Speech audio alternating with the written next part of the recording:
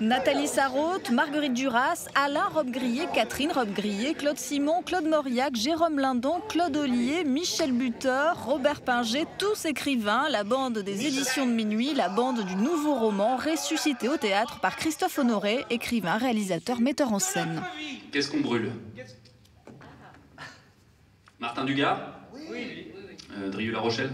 Oui. Ça fait longtemps que j'ai envie de faire quelque chose autour d'eux.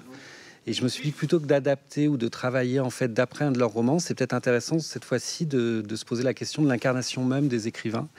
C'est-à-dire, qu'est-ce que c'est qu'un écrivain sur scène? Comment on le joue? Comment on essaye de rendre compte d'une écriture, mais sans passer par l'écriture, en fait, en passant directement par le corps de l'écrivain. Les écrivains du nouveau roman, ce sont eux qu'Honoré a découvert en premier, ado en Bretagne, Marguerite Duras notamment. J'ai commencé du coup à lire Duras, qui faisait beaucoup rire ma famille, et quand Duras a eu du coup le prix Goncourt, moi j'étais à ce moment-là ça devait être en 4e ou 3e, ma mère était hyper contente de l'avoir commandé parce que c'était dans le livre du mois de Françoisière. Elle m'a dit, bah voilà, toi et ton Duras. Marguerite Duras est Anaïs de Moustier, Nathalie Sarraute est interprétée par Ludivine Sagnier, sexy en talons aiguilles pour une Sarraute qui se trouvait moche. Ce qui est intéressant dans le nouveau roman et dans le spectacle de Christophe, c'est cette idée de s'affranchir de la forme, en tout cas de chercher des formes nouvelles, donc dans la façon d'interpréter. Et du coup, là, on est dans un jeu qui n'est pas du tout dans le mimétisme. Donc Marguerite Duras n'a pas de col roulé, Nathalie Sarraute n'est pas une vieille femme. On cherche autre chose. Autre chose, c'est la forme, la rupture. À l'image de ces écrivains qui ont tout sacrifié pour se renouveler, Christophe Honoré travaille sa forme. Comme de faire jouer Michel Butor ou Jérôme Lindon par une femme, faire intervenir les spectateurs, faire intervenir des écrivains actuels ou comme ce morceau du jeune groupe Citizens en plein milieu de la pièce.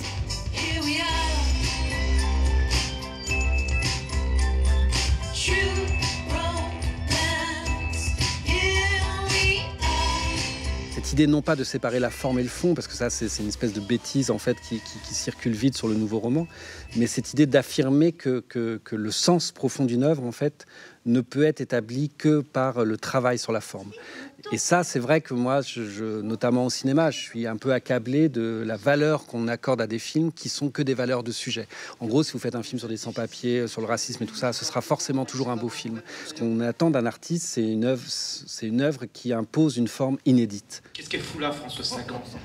Ok, alors aujourd'hui, ça veut dire quoi? Il n'y a pas d'héritier, ça veut dire plus de participatif, il n'y a pas de collectif? J'ai essayé de me dire, tiens, pourquoi aujourd'hui le groupe artistique semble ne pas avoir de valeur, presque semble être suspect en fait, comme si les gens en groupe en fait on pouvait tout de suite les suspecter soit de dogmatisme, soit de quelque chose d'un peu comme ça qui serait forcément de l'ordre du coup médiatique, et qu'aujourd'hui quand même on doit affronter en fait une espèce d'image convenue de l'artiste qui est une image de l'artiste romantique qui serait touché par la grâce de l'inspiration une fois tous les 3-4 ans.